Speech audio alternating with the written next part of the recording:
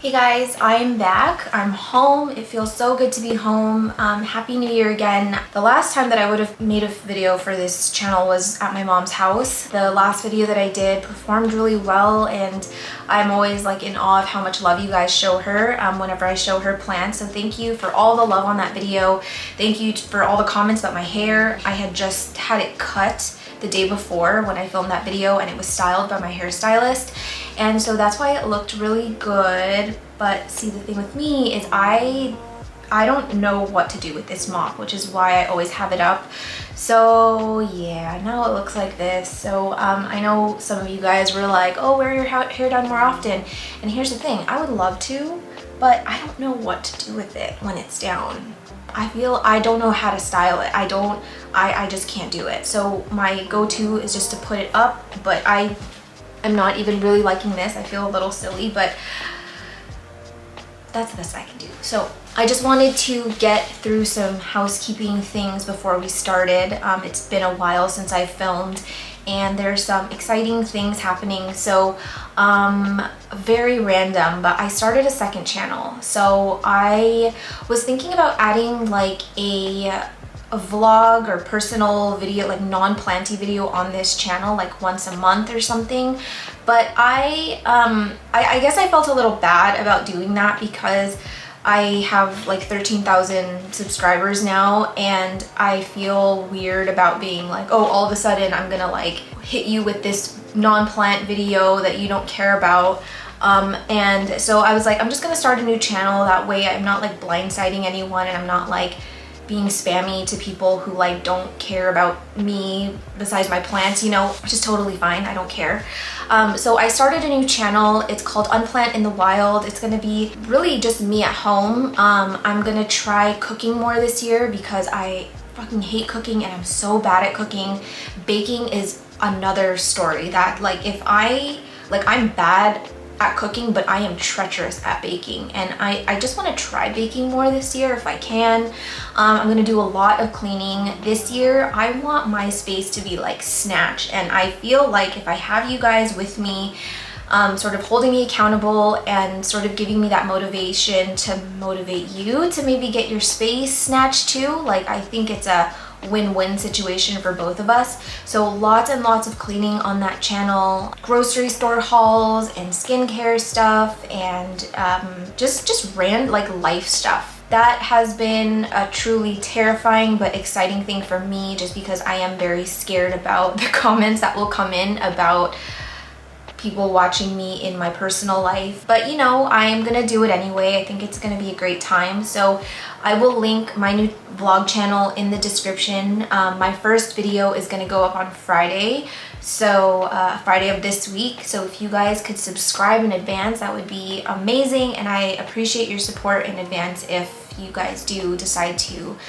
subscribe to that channel. So anyway, there's that, and then I think that's it. Yeah, I think that's it. Oh, it's pretty short. So anyway, you guys probably know what this video is about. I mean, you clicked on it, you saw the title. I 86'd all of my anthuriums out of my plant room. I don't know why it took this long. I should have put two and two together like a long time ago, but she thinks like this. Well, and actually I think like this, but maybe the right answer got lost somewhere over there. In a nutshell, I moved my anthuriums out of my greenhouses last February with the help of my friend Amanda at Bunny, who has been like my sole motivator and really reason for moving my anthuriums out of a greenhouse. And the reason that I did that wasn't to be like rebellious and be like, oh yeah, I'm gonna do it because people say you can't. Like, a lot of people grow anthuriums outside of greenhouses, and I have found that growing it outside of a greenhouse completely eradicated the issue that I was having with fungal spots and just fungal issues in general. But with getting rid of that issue came a whole slew of other issues that I just like was not mentally prepared for, nor was I physically prepared for. But 2022 was a very long year for me and this shelf, and I feel like we've come a long way. You can watch all those videos from last year. I really document my experience unfiltered and not trying to sugarcoat anything. It was a rough year with the anthuriums, trying to get used to how hot it was in here, the pests that just never ended. I was determined to get the conditions just right, and it was almost like a competition with myself. But as we come into this new year, I just have so much more clarity, and like I'm just gonna sort of pick my battles. So instead of trying to acclimatize my anthuriums to the conditions and temperature specifically in here, I just decided to move them out to my living room, because anthuriums, they can thrive and do really well in warm temps. A lot of people do grow them in greenhouses successfully, but I have found that my anthuriums do so much better in cold temperatures. Like, I'm not talking like warm or like lukewarm, I'm talking like cold. So it just made sense. It's so much cooler out in my living room, and there's so much more space out there than here. And I had so many philodendrons like scattered around the house, ones that were just in exos because I didn't know where else to put it. And so I put them on this shelf, and now this shelf has become mostly a philodendron shelf, and my living room shelf out there are like my miscellaneous plants plus my anthuriums. I do still have a few anthuriums here, which I'll show you, but most of them are philodendrons. So I'm gonna roll like some cinematic shots later in this video of what the shelf looks like in its entirety and just show you everything that's on here. But I'm not gonna do like a show and tell of like one by one, showing you all the plants that I have growing in here, but I will do at least half, just because I want to document what they look like now in the beginning of the year, opposed to what they look like maybe at the end of the year. And then I will show you guys my anthurium shelf later this month, I think. So anyway, welcome back to another video.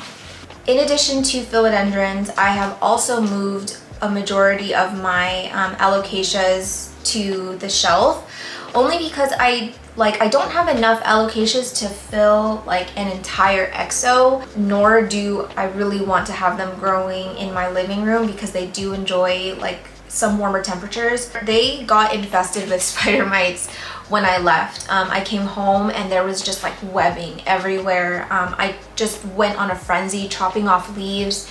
This one had about 4 leaves before I left for my trip, and I just chopped off so many, and I left the new one that was emerging, which was this one, and you can see this one is also covered in spider mites. So new year, same us, still dealing with pests, but I can deal with treating one leaf. So Alocasia dragon scale, or Alocasia beginda green dragon. I actually don't know what this plant is. Beginda dragon scale. I'm gonna do an Alocasia spider mite treatment video, or add it into a week of sometime this month as well, because that is something that I need to get done. But I did move this guy out here, and I also moved my cupria out here. She hasn't done the greatest. She was pretty easy when she was really little, and then I found that as she matured, she became a little bit more finicky, and I don't know why.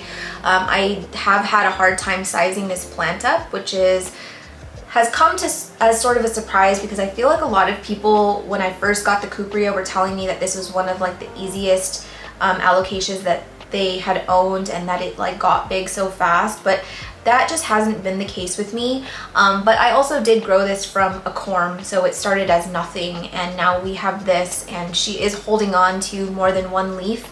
So I honestly can't complain. I am just in the mind space now where I'm just grateful if a plant is alive and putting out any new growth. So I am proud of this little guy.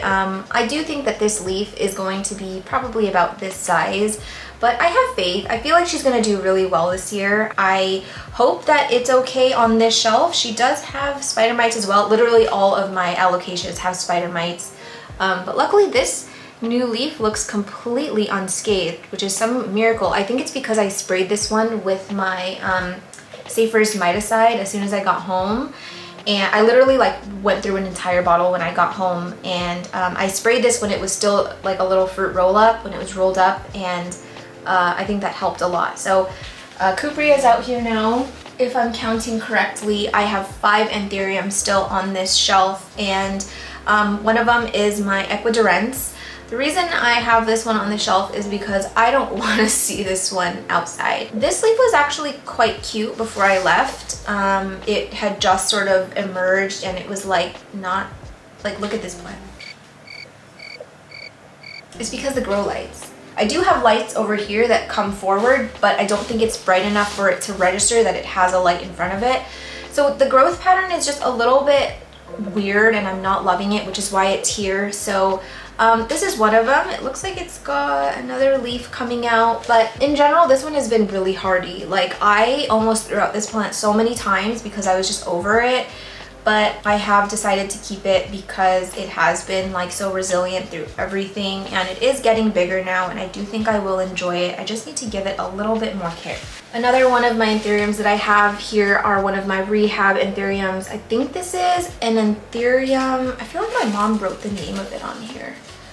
Anthurium. It's funny because I gave this to her. I think I got this from like Equigenera as like a waterberryanum or waterberryanum hybrid, but I don't think it's that. Anyway, it has been through absolute hell and back, like to the depths of hell and back. This one was attacked violently by spider mites and just completely dried out. I did grow this from like the world's largest chunk. You can see, oh, you can kind of see right there. It's like, it looks like a huge turd. Yeah, it's just been through it. I feel like this is one of the anthuriums that could probably do really well in higher humidity, but every time I am tempted to put, just like sneak an anthurium back into a greenhouse, I hear Amanda's voice in my ear saying, "Don't be a bitch." So yeah, she's out here. We're gonna see what happens. I may try and do some sort of cloche situation just to see if the new leaf does grow really well in higher humidity, but I would also not be surprised if the fungal issues returned. So anyway, this is one of them, or one of the remaining anthuriums.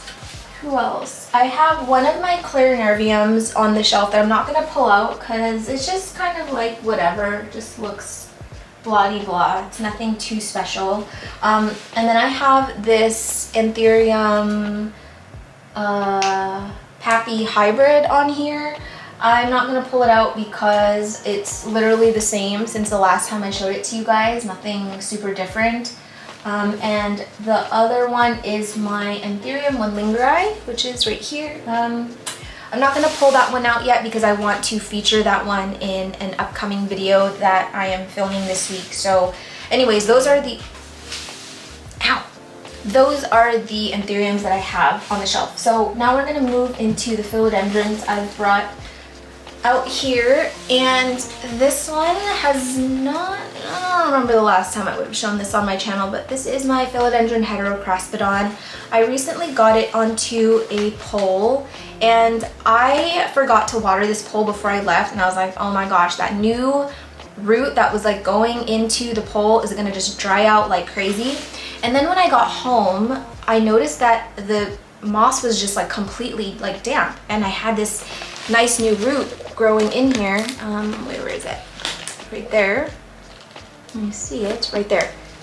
That rat scoundrel, Jing, who is taking care of my plants, actually took the time to wet my poles. I guess, I don't know, I just expected her to do, and I asked her to do the bare minimum. I'm like, spend like 30 minutes here and just like dunk a bunch of water everywhere and spray it and just see who gets watered. But I think she was here for like several hours because the plants were so well cared for. Again, the moss was completely wet and this new root was coming in so nicely. So I'm just like so thankful that she was so generous with her time and actually cared for my plants better than I care for my plants. So yeah, this one is well on its way to climbing this pole. Thank goodness. That was something that I have been wanting to do for so long. And it's no surprise that the new leaf that came out is like quite large. The one that came before it was, oh, it was this one. So it's definitely bigger than the last leaf. The last leaf came out and then it just, it was weird. Like it started unfurling, but then it started melting. Like the new leaf, when it was still curled up, it just sort of got mushy at the tip, and I don't know why.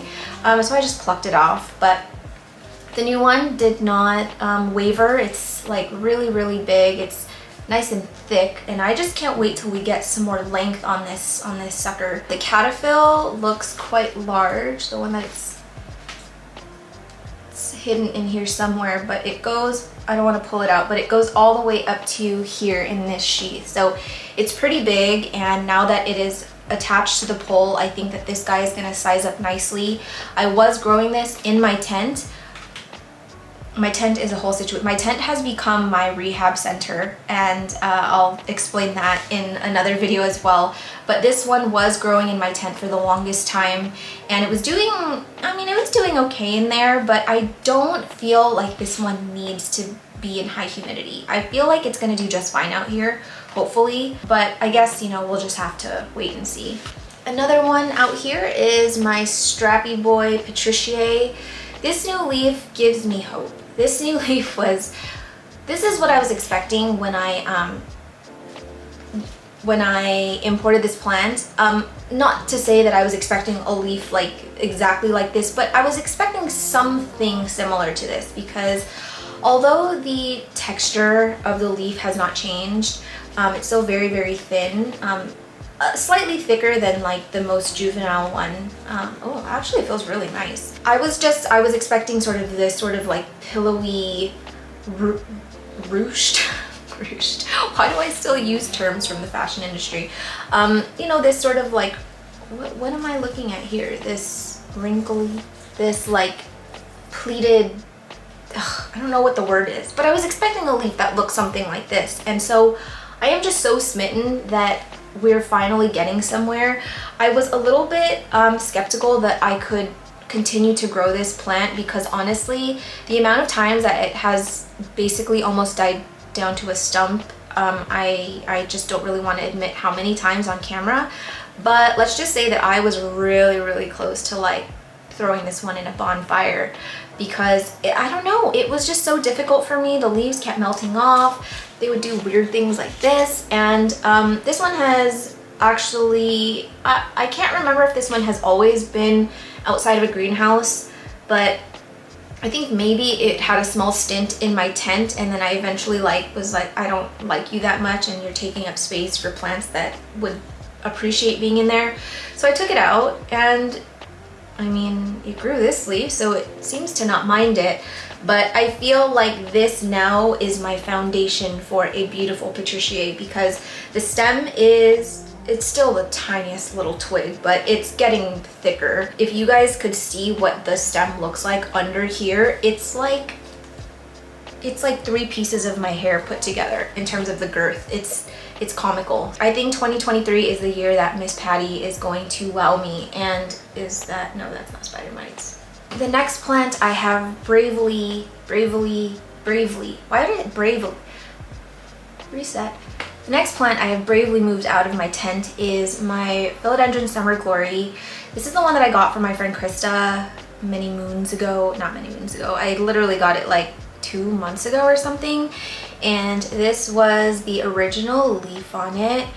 And it has definitely grown. Like, she is looking like a real Summer Glory now. Like those pinkish veins and this bright red caterpillar. Like, I think it's my favorite 2021, 2022, geez, shut up. I don't even know what year it is, 2023? This was my, I'm malfunctioning. This was my favorite 2022 acquisition in terms of philodendrons. I knew that this one wasn't like super elusive. People had been getting like freaking 10, 12-inch pots of it at like a grocery store in the States, but they were nowhere to be found in Sacramento. So my best bet was trying to find it somewhere locally, which I did. And I'm so glad I snagged it, because it has been such a pleasure to see this thing like go from this sort of unsuspecting little guy to now this. And if you watch, oh, I don't think I've shown this, but if you follow me on Instagram, you know that I picked up another Summer Glory in the States. Ugh, So this is my new Summer Glory, and she definitely has some size on this other one, but this is my backup just in case anything goes wrong with this. I couldn't pass up the price. It was like 30 USD. It had another plant in here which I separated out for a friend. And yeah, I'm really happy having these two. They're both in, no, this one is in soil, this one is in tree fern fiber, but I am going to transfer this to pond because I kind of want to compare the differences between growing in soil and with trees of pond. So anywho, this one is also living out on this shelf. I'm feeling more confident about this one because it's just always been sort of out. When I bought it from the nursery, it was just literally on a shelf, and this one has always been sort of babied in my tent, high humidity, high temps, and it was growing really fast actually. I had read some people saying that they had issues with extra floral nectaries with this plant, and I was like, oh, I don't really have that issue. And then as soon as I took it out of the tent, it started pushing out EFN, these little saplets, and it was burning through the leaves. So I'm hoping that this is not another one of those plants that are going to give me grief with the EFN issue, but I guess time will only tell. This one does not have any EFN. I think because it's just so used to being outside of a greenhouse. I think my conditions here are much better than it was at the store where I bought it from. So yeah, Summer Glory. I'm going to show you guys the root stitch really quickly.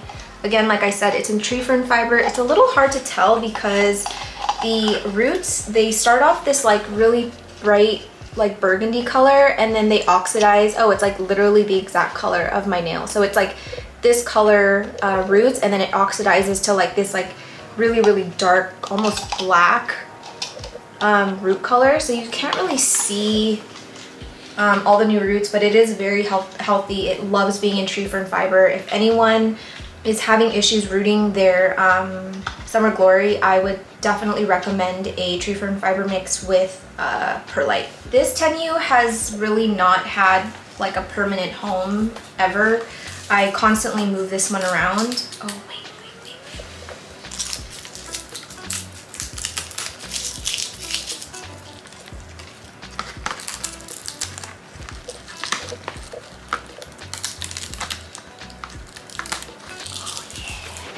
Crunch of goodness.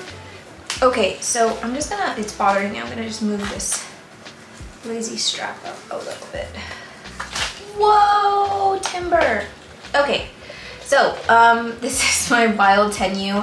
This leaf used to be right here, and it kind of all faced certain or the same way, but it's really cute and adorable how plants will make way for a new leaf. Like they just part the seas and they're like, now you will live here. And look at this guy, he's big. This caterpillar is large. Like I have never had an emergent leaf this girthy and large before. So I have a good suspicion that the new leaf is gonna be even bigger than this one. And if you are new on this channel, I featured this one in a video of like a few plants that I wanted to glow up, and it looked like a hot mess in that video. And I'm just glad that I took the time, and I'm glad that this was one of the sole survivors from that video. The rest of them just took a crap. Because I love this plant so much now. It's definitely starting to look like the plants that I've seen on Instagram and on Facebook and online of, you know, really nice long tenues with the nice lobes and a cute little sinus. So I'm excited to see where this plant goes. I do need to extend the pole pretty soon. I was gonna like get it off this pole and get it onto like a new pole, like a non-lazy pole, since it is getting quite big. But because the stem is not super thick yet, I think I can still get away using a lazy pole. I do love the poles that I've been using, like from Lauren, or the climb poles from Propagation Diaries. I find them to be very convenient, and I like the way they look. They're easy to assemble, easy to fill. But for certain plants, I still really prefer using the lazy pole. I don't know why, it's just a preference. I like that it's completely adjustable to what I need it to be. I like that when you go to take it off, you don't have to worry about like, you know, pulling it through holes and like untangling it so that you don't like rip any roots out of the like front grid part. So for a plant like this, I think I'm gonna opt to just extend this pole and call it a day, because I don't know, it just seems a little bit silly to get something this super tiny on a pole that's like 10 times larger. So for now, it'll live in here, but I do think it can probably use a repot soon.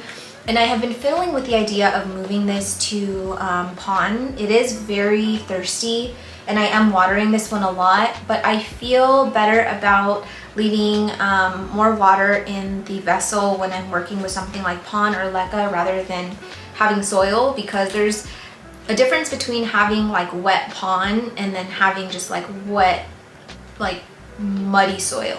We'll see. I do have a good amount of roots here in the stem now, so even if like these roots rot, like I've just got all insurance here, so I'm not super worried. But I definitely won't be doing anything until this guy is fully out and earthside. Another plant that I moved, this Philodendron SP Columbia was living on my living room shelf. It was doing just fine. Low humidity, not an issue. Low light, not an issue. And I just decided to move it in here because I feel like it would probably appreciate having a little bit higher temps. So yeah, she's in here now. She's got probably the biggest leaf on the way here. You just would never know it's winter in our homes, you know, with all this new growth. But yeah, she's cute. Again, this leaf was here. This guy was right here. And then he just like, this guy moved to the side and he moved, and they're just like letting him come in, and it's just so precious. They just all work together as a team. So yeah, this is another one that I moved out here. I do have another Philodendron SP Columbia in my big EXO with no doors. I have another one. I have another one. Oh, I have another one in my Rudsta, and then I have another one on my living room shelf. But since this one is my favorite SP Columbia right now, I just decided to spoil it and bring it in here. I don't think it has any pests, although it does have a ton of friggin' extra floral nectaries. I don't really want to touch it because it's so sticky. And I think actually the Azamax that I sprayed on this before I left really worked, because I don't see any spider mites. And this one was like covered in mites before I left. If you guys want a review on the Azamax that I've been working, I highly recommend it. It's amazing. So anywho, this one is also in no drainage. Actually, all but 1, 2, 3. Every single plant on this shelf, except for 3 plants, are in no drainage. So this will be my new no drainage shelf. And I obviously don't want to take this off, but this is my big Florida green that I've had growing in here since I got it. This one is also in no drainage. These are actually 2 plants sort of stacked together to look like one plant, but it is actually just growing so well. Like, these new leaves that are coming in are like so big and mature, and it's just really happy. It's not even on a pole or anything. It's just being supported by like Velcro ties, and I've got like one of my S hooks that are just like holding the stem onto the shelf, and it doesn't seem to mind it. The new caterpillars are like getting so fat, it's like ridiculous. But I love this plant so much. It was one of my impulse purchases from last year, and I had like a million of them because I had it in a huge pot. I separated it out. I had Florida greens everywhere. But in one of those states where I was feeling a little bit panicked because I felt like I had too many plants, I ended up giving away all of them besides this one. So I gave them to neighbors, I gave them to friends, and now this is the only one with me. And now that I just have one, I actually appreciate it a lot more. I pamper it a lot more. I try and like keep it really clean. And surprisingly, throughout all of last year with the thrips and the spider mites, this one never got anything. It was so strange because this plant would actually look like it's so prone to at least spider mites, actually thrips too, but not once did it ever get touched. I don't know what it was. I feel like this is the kind of plant that those pests like are after, but for some reason it's just like immune to pests. And all of the leaves are like just damage free because it's never had any kind of like pests bothering it. But gosh, this new leaf is just so pretty. So anywho, I feel like that is like all of them that I really kind of want to feature in this video. The rest you will see in another video. And in the corner, oh, you can't really see it, but in the corner I have my Rhaphidophora pertusa that I don't really want to pull out of there. And then I've got some propagations that I need to pot. But other than that, it's just my Philodendron Wonderland now, and I'm actually so happy with it. I had contemplated moving some of my trailers out here, like some of my Ripsalis and stuff, but I really enjoy seeing them out in the living room, so I don't think that I'm going to be bringing any of them in here. But I am very, very happy with this setup. There is a part of me that feels like slightly defeated. Sorry, this is bothering me. There's a part of me that feels slightly defeated that I couldn't acclimatize my anthuriums to these temperatures, but honestly, it's like, if I don't have to deal with that this year, then I can actually focus on other things and maybe have more time to like sleep and bathe myself. So it's fine. Again, you pick your battles, and this year I just want to be zen. I want to be chill. I'm not trying to compete with myself so often because that is one of my toxic traits. But anyway, that's the shelf now. I hope you guys enjoy it. Before I end this video, I'm gonna roll you a little clip of everything else I have that I didn't show, and then we will come back for the outro, and I will let you guys say hi to Pudge for the first time this year.